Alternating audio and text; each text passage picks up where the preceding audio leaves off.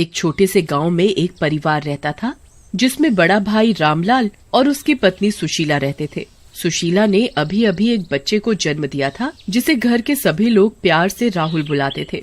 लाल के छोटे भाई का नाम दीपक, पत्नी का नाम कोमल था। उनके एक बेटा था जिसका नाम सूरज था। सभी लोग आपस में बड़े प्रेम से रहते थे, लेकिन जब से राहुल का जन्म हुआ तो सुशीला का स्वभाव बदल गया था। वो राहुल को बिल्कुल भी पसंद नहीं करती थी। एक दिन की बात है, रामलाल कोमल और बाकी के घर वालों को बुलाकर समझा रहा था। कोमल, मैं कुछ दिनों के लिए गांव से बाहर जा रहा हूँ। तुम अपना और राहुल का ध्यान रखना। मैं थोड़े ही दिनों में आ जाऊंगा। और दीपक, मैं तुम पर पूरे घर की जिम्मेदारी छोड़कर जा रहा हूँ। मुझे उम्मीद है कि तुम उसे अच्छे से निभाओगे। जी भैया, आप निश्चिंत होकर जाइए, मैं सबका अच्छे से ख्याल रखूंगा। दीपक, जरा तुम अपनी पत्नी को समझा देना कि वो मेरे पीछे से झगड़ा ना करे। जी भैया, आप बेफिक्र होकर जाएं। रामलाल पूरे परिवार से विदा लेकर चला जाता है। मेरी तो इस घर में कोई कदर ही नहीं है। मुझे तो जो कोई आता है वो ही सुनाकर चला जाता है। तुम बाज नहीं आओगी अपनी हरकतों से। मुझे तो बस इस घर में मेरे बच्चे का हक चाहिए और कुछ नहीं। सब कुछ तो तुम्हें और तुम्हारे बच्चे को मिल रहा है, और क्या चाहिए? मैंने कभी तुम्हारे और अपने बच्चे में कोई फर्क नहीं किया, तब भी तुम हमें गलत क्यों समझ रही हो? ये कहकर कोमल रोती हुई अपने कमरे में चली जाती है। मैंने कभी इन दोनों बच्चों में भेदभाव नहीं किया, फिर भी ये मुझे ही दोष दे रही है। इतने में ही राहुल भूख की वजह से रोने लगता है। क्या हुआ बेटा, तुम क्यों रो रहे हो?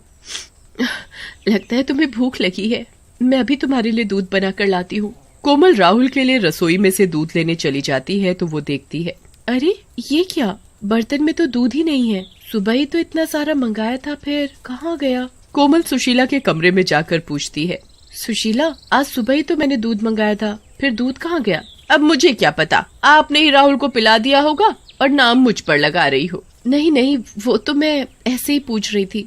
राहुल को भूख लगी है और रसोई में बिल्कुल भी दूध नहीं है। इतने में ही दीपक आ जाता है और वो दोनों की बातें सुन रहा होता है। भाभी, मैं अभी दूध लेकर आता हूँ। दीपक बाजार से दूध लाकर कोमल को दे देता है। उधर राहुल का भी भूख के मारे रो रो कर बुरा हाल था। कोमल जल्दी से दूध बनाकर राहुल को पिला देती है और दूध पीते ही राहुल सो जाता है। भैया के जाते ही तुमने अपने रंग दिखाने शुरू कर दिए। जब भैया आएंगे तो मैं उन्हें क्या कहूँगा? तुम्हें तो बस अपने भतीजे की ही पड़ी रहती है। मेरी और मेरे बच्चे की तो तुम्हें परवाह ही नहीं। जाओ अपने भाई और भतीजे के पास। सुशीला अपने बेटे को दीपक के हाथ से छीन कर ले जाती है और मन ही मन बहुत खिलसती है। जब देखो राहुल, मेरे सूरज का तो नाम ही नहीं लेता। जब से ये राहुल हुआ है ना, मेरे बच्चे की तो कोई कदर ही नहीं रही। अगर ये राहुल ना होता तो सारी जायदाद मेरे सूरज को ही मिलती। पर अब मैं इन्हें ऐसा सबक सिखाऊंगी कि जिंदगी भर याद रखेंगे। पर ऐसा क्या करूं कि सांप भी मर जाए और लाठी भी ना टूटे। हाँ, ये ठीक रहेगा। आज रात को ही मैं ये काम करूंगी। आधी रात को जब घर के सभी लोग सो रहे होते हैं तो सुशीला कोमल के कमरे में जाकर देखती है। यही सही मौका है, दीदी गहरी नींद में सो रही है। मैं राहुल को उठाकर यहाँ से ले जाती हूँ और किसी को कुछ पता भी नहीं चलेगा। सुशीला राहुल को उठाकर घर से बाहर दूर एक रेल की पटरी पर ले जाती है। ले मर, अब देखती हूँ तुझे कौन आकर बचाता है। तेरे जीते जी मेरे बेटे को जायदाद नहीं मिलेगी, इसलिए तुझे मरना होगा। सुशीला राहुल को वहीं रेल की पटरी पर छोड़कर चली जाती है। उसे ऐसा करते हुए एक चुड़ैल देख रही होती है। तभी सामने से अचानक रेल को आता देख चुड़ैल उस बच्चे को बचा लेती है।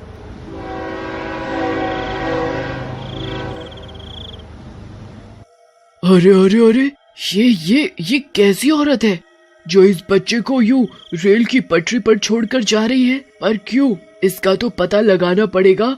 आखिर इस औरत ने इस बच्चे को रेल की पटरी पर क्यों छोड़ा? चुड़ैल उस बच्चे को अपनी गोद में लेकर सुशीला के पीछे पीछे चलने लगती है।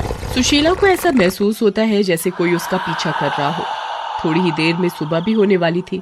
इधर सुशीला रास्ते में सोचती सोचती आ रही थी। इससे पहले कि कोई मुझे देखे, मैं अपने कमरे में जाकर सो जाती हूँ। और अगली सुबह जब कोमल सोकर उठती है, अरे मेरा रोहन कहाँ गया? रात को तो मेरे पास सो रहा था, फिर कहाँ चला गया? मेरा बच्चा कौन ले जा सकता है? कोमल की आवाज सुनकर दीपक और सुशीला भी उसके पास आ जाते हैं।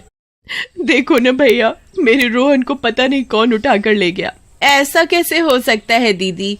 रात को तो रोहन आपके पास ही सो रहा था, फिर भला उसे कौन ले जा सकता है। सुशीला मन ही मन बहुत खुश हो रही थी। अब राहुल तुम्हें कभी नहीं मिलेगा, उसे तो मैं रेल की पटरी पर छोड़ाई, अब वो वहाँ से कभी लौट कर नहीं आएगा। अब तक तो राहुल स्वर्ग सिधार गया होगा और उसके हिस्से की जायदाद भी मेरे बेटे की होगी। सुशीला रोते हुए कोमल से कहती है, दीदी तुम चिंता मत करो, हम राहुल को जल्दी ही ढूंढ निकालेंगे। हाँ भाभी, तुम चिंता मत करो, मैं रोहन को कैसे भी ढूंढ कर लाऊंगा। सब लोग राहुल के बारे में बात कर रहे होते हैं तो रामलाल भी दूसरे गांव से लौट कर आ जाता है। सब लोग रामलाल की आवाज सुनकर चुप हो जाते हैं। क्या बात है, तुम सब लोग मेरे आते ही चुप क्यों हो गए? तुम सब लोगों का रंग क्यों उड़ा हुआ है और तुम सब लोग इतने परेशान क्यों लग रहे हो? आखिर बात क्या है? कोई मुझे कुछ बताएगा भी? कोमल रोते हुए अपने पति को सारी बात बताती है। मैं थोड़े दिनों के लिए बाहर क्या गया, तुम लोग मेरे बच्चे को ठीक से नहीं रख पाए।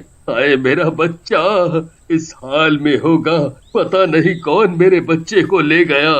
भैया आप चिंता ना करें, मैं अभी पुलिस स्टेशन जाकर रिपोर्ट लिखवा कर आता हूँ। पुलिस राहुल को जल्दी ही ढूंढ निकालेगी। कोमल का रो रो कर बुरा हाल था। कोई जाकर मेरे बच्चे को ढूंढ कर लाओ, पता नहीं कैसा होगा मेरा बच्चा। कोमल कोमल चुप हो जा, रो मत, मिल जाएगा हमारा बच्चा, मिल जाएगा। तभी सुशीला मन ही मन सोचती है, दीदी आप रोइए मत, राहुल जल्दी ही मिल जाएगा। सुशीला कोमल के साथ ऐसे दिखावा कर रही थी कि उसे उसके बच्चे की कितनी चिंता है। फिर सभी लोग राहुल को ढूंढने के लिए निकल ही रहे होते हैं। तभी दरवाजे पर एक औरत राहुल को अपनी गोद में लिए खड़ी होती है। क्या ये बच्चा आपका है? बच्चे को देखकर, हाँ ये मेरा बच्चा है, मेरा राहुल है। कोमल उस औरत से अपने बच्चे को लेकर उसे चूमने लगती है। रामलाल भी अपने बच्चे को देखकर बड़ा खुश होता है, लेकिन सुशीला राहुल को देखकर जल भुन जाती है। अरे ये बच कैसे गया? इसे तो मैं रेल की पटरी पर छोड़ आई थी, फिर ये जिंदा कैसे बच गया? ये आपको मिला कहाँ से और आप कौन हो? ये मुझे रेल की पटरी पर पड़ा मिला था। हे भगवान, रेल की पटरी पर इसे रेल की पटरी पर किसने छोड़ा होगा? हाय रे मेरा बच्चा। देखिए, मारने वाले से बचाने वाला बड़ा होता है। आप कहाँ रहती हो और आपको पता कैसे चला कि ये बच्चा हमारा है?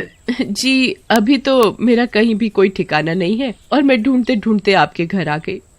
जब तक तुम्हारे रहने का कोई ठिकाना नहीं मिल जाता, तुम हमारे साथ हमारे घर में ही रहो। हाँ तुम हमारे साथ ही रहो। पर हम इसे जानते नहीं और हम इसे ऐसे कैसे रख सकते हैं? क्यों नहीं रख सकते?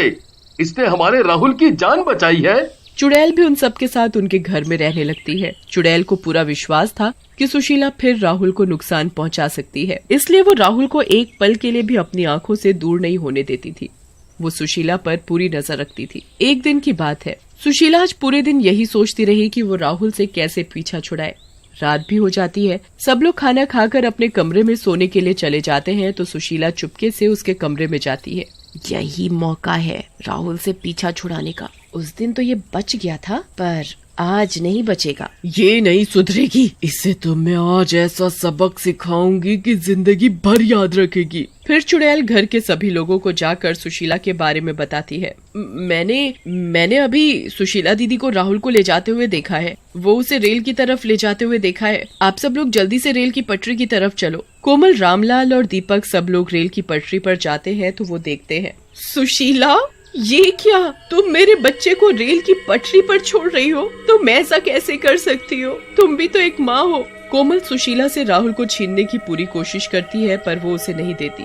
मैं इसे नहीं दूंगी। सुशीला कोमल को धक्का देकर राहुल को रेल की पटरी पर छोड़ देती है।